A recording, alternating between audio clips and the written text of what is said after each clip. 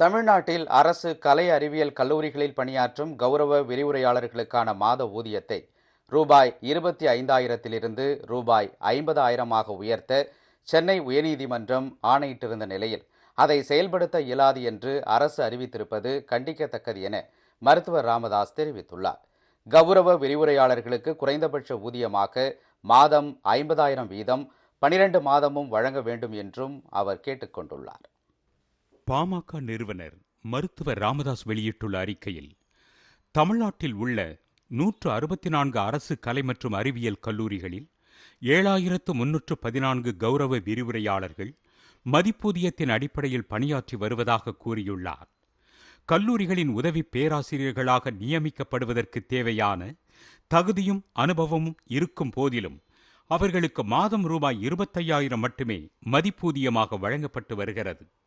அவர்களுக்கு ஒரு பாட வேளைக்கு ரூபாய் 1,500 வீதம், மாதத்திற்கு அதிகபட்சமாக ரூபாய் 50,000 மதிப்பூதியம் வழங்கப்பட வேண்டும் என்று பல்கலைக்கழக மானியக் குழு கடந்த 28/1/2019 ஆணையிட்டது. அதை செயல்படுத்த தமிழக அரசுக்கு ஆணையிட வேண்டும் என்று கௌரவ விரிவுரையாளர்கள் தொடர்ந்த வழக்கில் அக்டோபர் 18 தீர்ப்பளித்த சென்னை உயர்நீதிமன்றம், கௌரவ விரிவுரையாளர்களின் ஊதியத்தை ரூபாய் 50,000 உயர்த்துவது குறித்து நவம்பர் 30 அரசு முடிவெடுத்து அறிவிக்க வேண்டும் என ஆணையிட்டது. ஆனால் சென்னை உயர்நீதிமன்றத்தின் பரிந்துரையை செயல்படுத்த மறுத்துவிட்ட தமிழ்நாடு அரசின் கல்லூரி கல்வி ஆணையரகம் இப்போதுள்ள ரூபாய் 25,000 ஊதியம்தான் தொடர்ந்து வழங்கப்படும் என்று கடந்த 29 பிறப்பித்த ஆணையில் கூறியிருக்கிறது. அதற்காக கல்லூரி கல்வி ஆணையர் கூறியுள்ள காரணங்கள் அபத்தமானவை, ஏற்றுக்கொள்ள முடியாதவை. பல்கலைக்கழக மானியக் குழுவால் வரையறுக்கப்பட்ட விதிமுறைகளின்படி கௌரவ விரிவுரையாளர்கள் தேர்ந்தெடுக்கப்படவில்லை என்பதால் அவர்களுக்கு மானியக் குழு பரிந்துரைப்படி ரூபாய் 50,000 ஊதியம் வழங்க முடியாது என அவர் கூறியுள்ளார். கௌரவ விரிவுரையாளர்களாக நியமிக்கப்பட்டுள்ள அனைவருக்கும் உதவி பேராசிரியர்களாக நியமனம் செய்வதற்கு தேவையான கல்வித் தகுதி உள்ளது. அந்த தகுதிகளுடன் பல்கலைக்கழக மானியக் குழு வரையறுத்த விதிகளின்படி அவர்கள் தேர்ந்தெடுக்கப்பட்டிருந்தால் அவர்கள் உதவி பேராசிரியர்களாக நியமிக்கப்பட்டிருப்பார்கள்.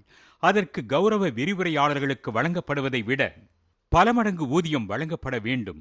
ஆனால் கௌரவ விரிவுரையாளர்களுக்கு என்ன ஊதியம் வழங்கப்பட வேண்டும் என்று பல்கலைக்கழக மானியக் குழு கூறியிருக்கிறதோ அதைத்தான் தங்களுக்கு வழங்க வேண்டும் என்று கௌரவ விரிவுரையாளர்கள் கோருகின்றனர். சென்னை உயர்நீதிமன்றமும் அதைத்தான் தீர்ப்பில் கூறியிருக்கிறது. இல்லாத காரணங்களை கூறி சென்னை உயர்நீதிமன்ற தீர்ப்பை செயல்படுத்த தமிழக அரசு மறுப்பது கௌரவ விரிவுரையாளர்களுக்கு இழைக்கப்படும் துரோகமாகும். பல்கலைக்கழக மானியக் குழுவின்படி கௌரவ விரிவுரையாளர்களுக்கு ஊதியம் வழங்க வேண்டும் என்ற உயர்நீதிமன்ற தீர்ப்பை தமிழக அரசு மறுப்பது இது 2வது முறையாகும். ஏற்கனவே இதுகுறித்த வழக்கில் கடந்த 21/3/2024 தீர்ப்பளித்த உயர்நீதிமன்றம், கல்லூரி மாணவர்களுக்கு பயிற்றுவிக்கும் அளவுக்கு கல்வி தகுதி பெற்ற கௌரவ விரிவுரையாளர்களை வேலை வாய்ப்பின்மையை பயன்படுத்தி கொண்டு மிக குறைந்த ஊதியத்தில் அரசு பணியமர்த்தியுள்ளது. கௌரவ விரிவுரையாளர்களும் வேறு வழியின்றி கிடைக்கும் ஊதியத்தை ஏற்றுக்கொண்டு பணி செய்ய வேண்டிய கட்டாயத்திற்கு தள்ளப்பட்டுள்ளனர். உண்மையில் அவர்களுக்கு அரசு வழங்குவது மதிப்பூதியம் அல்ல, அவமதிப்பூதியம் என்று கூறியதுடன் பல்கலைக்கழக மானியக் குழு பரிந்துரைத்தவாறு கௌரவ விரிவுரையாளர்களுக்கு ஊதியத்தை உயர்த்தி வழங்க வேண்டும் என்றும் பரிந்துரைத்தது. ஆனால் அதை அரசு ஏற்கவில்லை.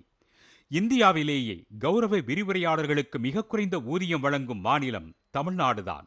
15 ஆண்டுகளுக்கு முன் ரூபாய் 10,000 என்ற ஊதியத்தில் பணியில் சேர்ந்த கௌரவ விரிவுரையாளர்களின் ஊதியம் படிப்படியாக உயர்த்தப்பட்டு கடந்த சில மாதங்களுக்கு முன்புதான் ரூபாய் 25,000 என்ற நிலையை எட்டியது.